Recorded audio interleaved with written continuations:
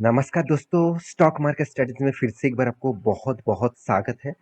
तो आज यहाँ पे मैं बात करूंगा एक बहुत इंपॉर्टेंट कंपनी के बारे में, जिसका नाम आप पहले देख चुके हैं, अपने थंबनेल में पहले देख चुके हैं, बैंकिंग का नाम।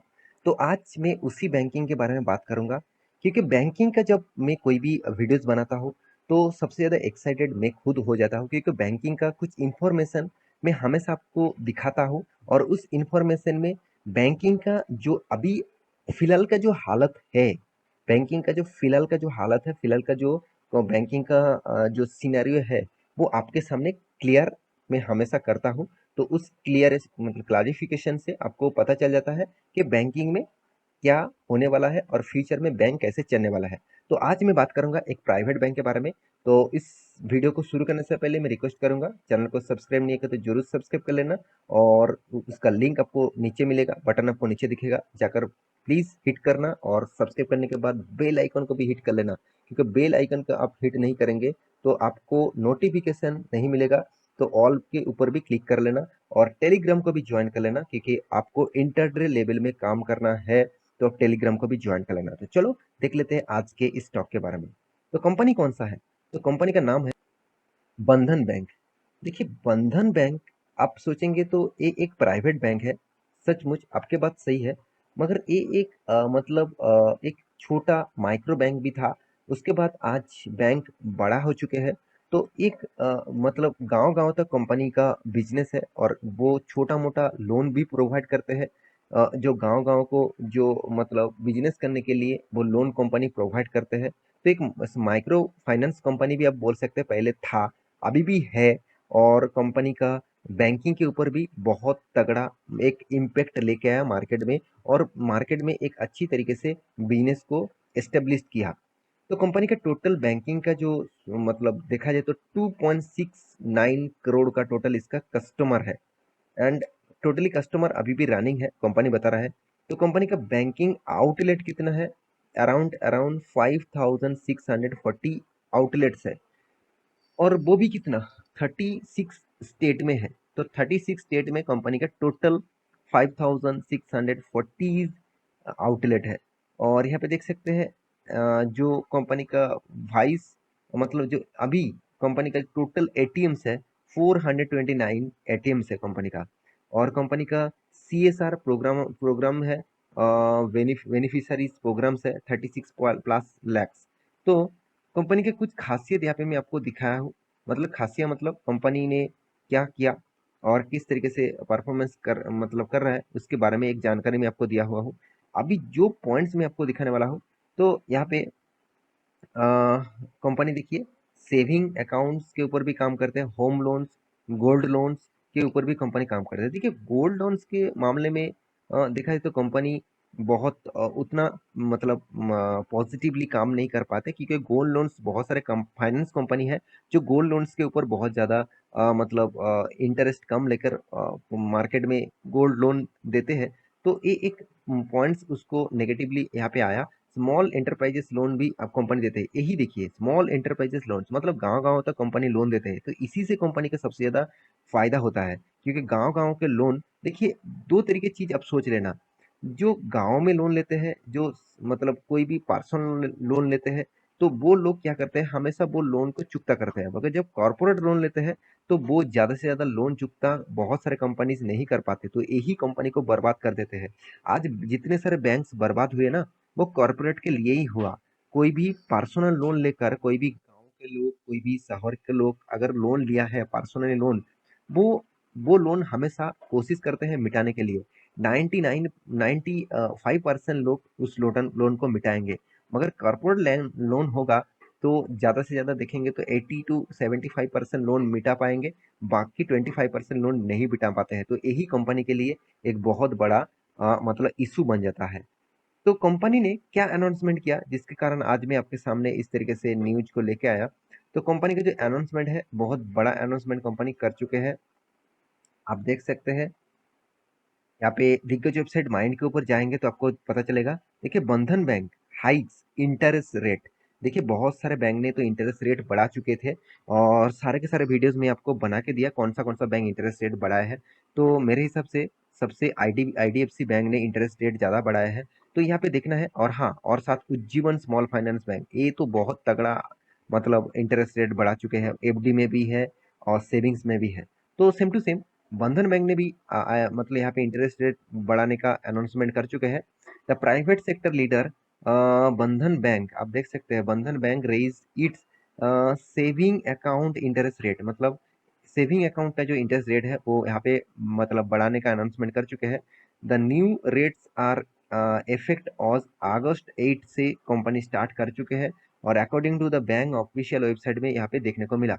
तो बैंक ने डिसाइड किया, तो मैक्सिमम आप देख सकते हैं जितने सारे होल्डिंग करते हैं, मतलब कंपनी के ऊपर सेविंग्स अकाउंट के विथ यहाँ पे देखिए delay balance more than 1 lakh से 10 लाख by 100 basis points में कंपनी होल्डर्स बंधन bank saving accounts will now get maximum return interest rate 6.25%। कितना ज़्यादा रिटर्न दे रहा है सोचिए, सेविंग अकाउंट में इतना ज़्यादा रिटर्न आपको मिल रहा है। तो एक बहुत खासियत है, एक बहुत पॉजिटिव न्यूज़ है।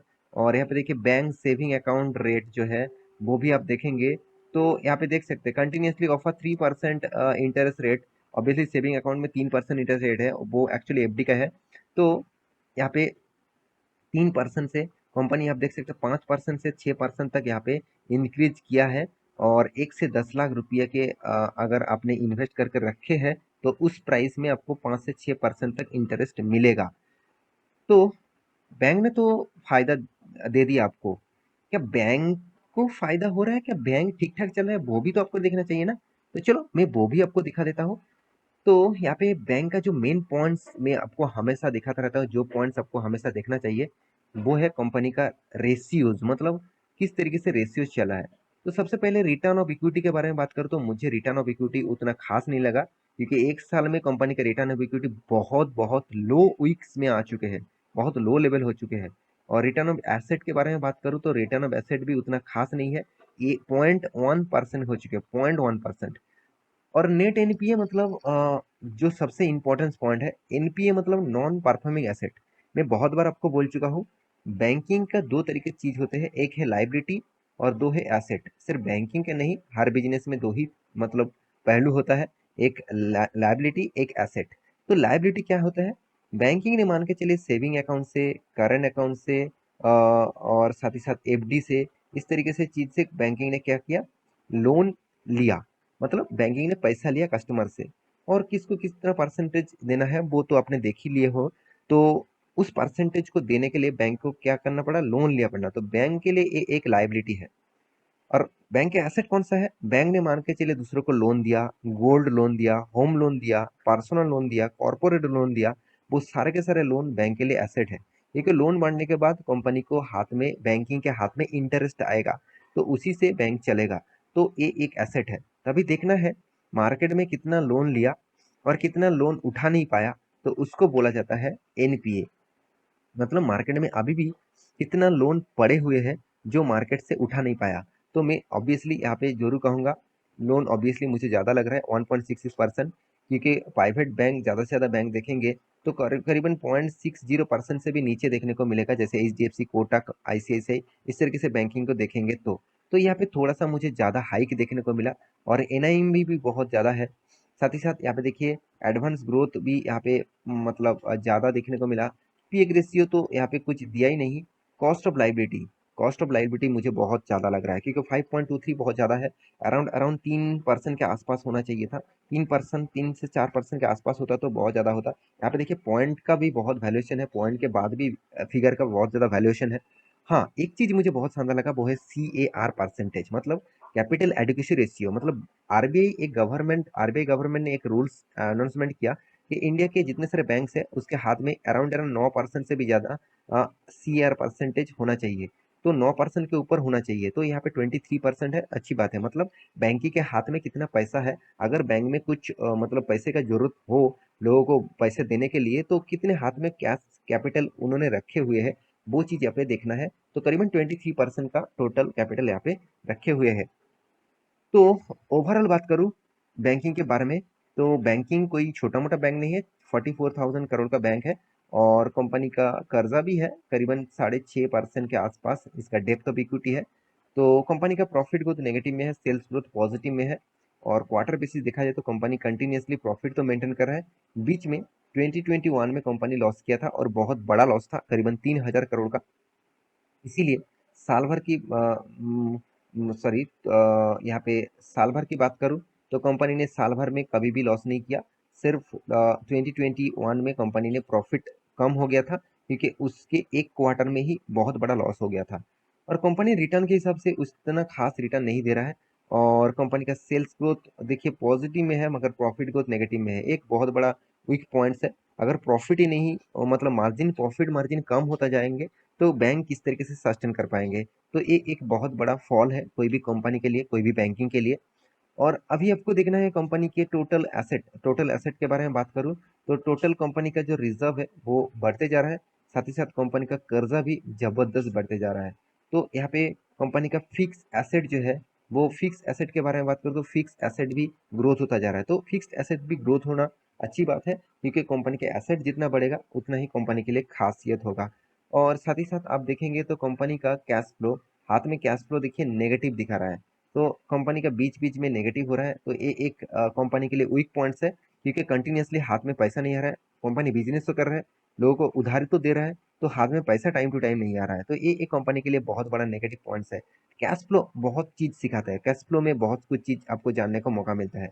इन्वेस्टर के बारे में बात करो तो एफ के पास, डीएस के पास उतना खास नहीं है, मगर एफ के पास 35% होल्डिंग है, प्रोमोटर के पास 40% होल्डिंग है, पब्लिक के पास 17% होल्डिंग है। तो ओवरऑल बात करूँ कंपनी के बारे में, तो कंपनी का जो चार्ट पैटर्न है अभी तक डाउन ट्रेंड है। तो मैं मेरे इस कंपनी के ऊपर कोई भी हिस्सेदारी नहीं है, मैं पहले आपको डिस्क्लेमर दे दूं, क्योंकि मुझे इस बैंक उतना खास नहीं लगता है। फ्यूचर में अगर खास होगा तब मैं इसके ऊपर सोचूंगा, जब कंपनी का प्रॉफिट रेशियो पॉजिटिव में आएगा और भी कुछ चीज पॉजिटिव में दिखेगा तब मैं इसके ऊपर सोचूंगा। तो अभी फिलहाल के लिए इस कंपनी में उतना खास चीज मुझे नहीं दिखा। तो आशा करता हूँ सारे जानकारी को मिल चुका है। आप इस कंपनी के ऊपर निवेश करके रखे हैं तो एक बार रिसर्च करके कंटिन्यू करिए। और मेरे कोई मतलब रिकमेंडेशन नहीं है कि कल जगह आप सेल आउट कर दीजिएगा, बाय कर लीजिएगा, ऐसे बिल्कुल भी नहीं। आप एक बार रिसर्च करेंगे तो आपको खुद पता चलेगा कंपनी में क्या खासियत है।